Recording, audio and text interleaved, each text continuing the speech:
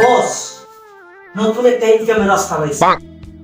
বর্তমান সরকার ঘোষণা করছে যে পাবলিক প্লেসে বিড়ি খাইলে 2000 টাকা জরিমানা।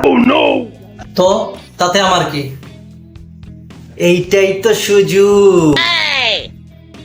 মানে বুঝলাম না, এই ঘুরে পেশা না বইলা সুজাসুজি বল।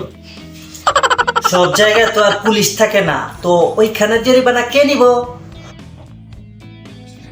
কে নিব? আমরা নিব। আহো বাতিজা আহো।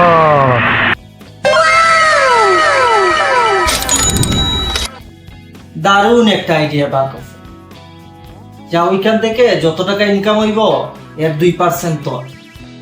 2% মানে 2% মানে এই যে 2000 টাকায় 40 টাকা তোর, আর বাকিটা আমার। ঠিক আছে?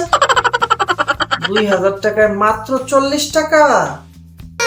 सारी उम्र मैं जो कर